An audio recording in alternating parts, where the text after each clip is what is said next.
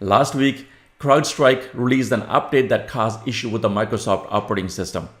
It crashed window and started displaying blue screen of death, and I'm sure you've seen this before. This was a global outage since almost half of Fortune 500 companies use CrowdStrike to protect their devices from breaches. Over 8.5 million devices were affected. Banks were shut down, airports were closed, university and colleges shut down, a lot of TV and media channels were closed down. Too many companies to mention that were affected by this outage. Core of the problem was that CrowdStrike released an update to their software that started crashing Microsoft operating system. There is so much in the news to find out what went wrong. You can easily get that from the news. Here's a quick update from Microsoft CEO. Take a look what he had to say. He's simply mentioning that they are working with a partner, CrowdStrike, to get their customers up and running as soon as possible. And take a listen what CrowdStrike CEO has to say on this. I want to start with saying we're deeply sorry for the impact that we've caused to customers, to travelers, to anyone affected by this, including our companies. So we know what the issue is. We're resolving and have resolved the issue now. It's recovering systems that are out there. And essentially, as you've talked about in the statement I put out, is the system was sent an update, and that update had a software bug in it and caused an issue with the Microsoft operating system. And we identified this very quickly and remediated the issue. And as systems come back online, as they're rebooted, they're coming up and they're working. And now we are working with each and every customer to make sure that we can bring them back online. But that was the extent of the issue in terms of a bug that was related to our update. And I'm sure over the next few days, CrowdStrike is going to release a lot more detail on what happened, and they're also going to take care of the customers to make sure they're up and running as they make progress in this incident. But in this short video, I'm going to share a business perspective. What can business leaders learn from this incident? And what can you do to avoid this kind of outages in your business? And also, if this can happen to CrowdStrike, it could happen to any software vendor out there. So let me give you a quick perspective. So let's start. So the first item I'm going to mention is the cost of infrastructure, cost of software hardware versus business impact. I have an ongoing discussion with the president and CEO of the companies, and they're always concerned about the cost of IT infrastructure. I hope you can see that from a recent incident with the CrowdStrike, that cost of software and hardware is irrelevant in this case. If you look at CrowdStrike, their softwares, maybe a few thousand it costs you to run your company to protect yourself from the breaches. But consider the impact on a business when you have to shut down universities, colleges, shut down airports, impact on your customers, impact on your brand names, and also market reputation, and just a financial impact that you're causing to your company. So consider impact of the business on a business and simply just considering a software hardware cost.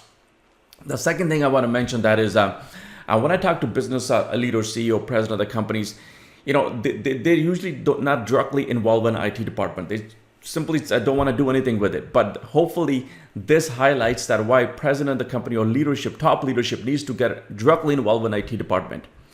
Very often, many business leaders, they will, have IT department reporting to whether it's a controller, accounting manager, or CFOs. Your professional, financial advisor or financial staff, they are very good at stretching every dollar or squeezing every dollar for IT investments and making the best use of every dollar. But you gotta understand from a business leadership standpoint that every technical risk these days you have in a modern business is directly related to your business risk. Nobody's going to manage those business risks for you. And impact on your revenue, nobody's going to consider that. As a business leader, you need to get involved when every time your company is trying to make a decision around the technology. So that's number one. The second thing I want to mention is process issues. So after all the reviews going to happen on a CrowdStrike or maybe on a Microsoft site, even though this is not their fault, I can tell you that when they go through all the reviews, from my experience on a CrowdStrike, they will find out this was not a technology glitch. It was simply a lack of process, or somebody missed the process that causes issues. Whether it's, by the time that software patch was approved and deployed on their site and it hit the customers, there was some sort of process missed during that time. Whether it's a documentation, whether it's a testing, whether it's a QA process, somebody misses some sort of process or they overlooked it, that causes issues. So consider when you're buying a software or you're looking at a software or hardware, consider the process is a lot more important than simply just buying a software. What process do we have to deploy in order to provide all the checks and balances before that software patches or anything comes out from the vendors? So keep in mind the process is a lot more important than simply just buying any process you put around the software or hardware. That's a lot more important to a business than simply just buying a piece of software. So that's number 2. The third thing I want to mention is allowing software vendors to push updates directly to your environment. In early 90s or even in 2000, there were a lot of IT consultants out there. They were charging by hours, right? Or companies were paying hourly or they were buying bulk hours.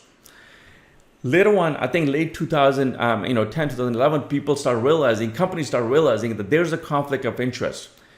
IT companies, their revenue is dependent on the client's problems. So more the problems, better the revenue is. So why would they even want to avoid the problems, right? So there was a conflict of interest, a financial conflict of interest. The IT company's revenue is dependent on the business problems. More of the business problems, better is the revenue for them. And business realize that's working against them, so they start aligning themselves, in a way that their financial, motives are aligned together. And if you look at today's software vendors, they are in the same boat that those IC consultants were. If you from a business standpoint, if you consider what's important to you to run your business, you want a consistent environment, you want a stability, you want a predictable result, and you want lower risk in your business. However, the software vendor directly pushing updates to your environment, what is important to them? They want to stay on top of technology. They want to stay on top of breaches. They want to stay ahead of the competition. And every breach out there is a revenue for them. So there's a conflict. So, from a business standpoint, I understand that, that they want to stay ahead of everything, but as a business owners, you need to put some checks and balances before these vendors allow directly updating your environment all the time. Maybe put a process in place where they can push all the updates, but do you have any filter before you push something to your environment? Do you have any checks and balances? Do you have you have a couple of days hold off before you push that to environment? Do you have any test plans? Do you do any kind of testing before you push it to all your staff? So there's a lot more to do, but it comes down to the same thing. Don't allow all the vendors to push all the updates to your environment. You need some sort of checks and balances that you gotta own that to protect your client's environment or your staff's environment, so you don't get impacted every time there's an issue out there. Because I'm sure if this happened to CrowdStrike, it can happen to any vendors. And in allowing them to make direct changes to your environment, that's risky itself. These people not who design operating systems, but they have a tendency to cause issues with it. So that's the number 3. So next thing I want to mention is managing risk in your business. So that comes down to very simple IT principle. How do you manage those risks that something can go wrong with that? Go by vendor. What redundancies you have? What contingency plans you have? What disaster recovery plans you have? Because something goes wrong, can you recover from it? All those is your ongoing planning, ongoing testing. So make sure you build that in your business. For every vendor, every software out there, and every build as many checks and balances you can in your environment. So that's the number 4. The last one I want to mention that is the decision process. Every time I go through a discussion with business leadership, somehow decisions take so long to make.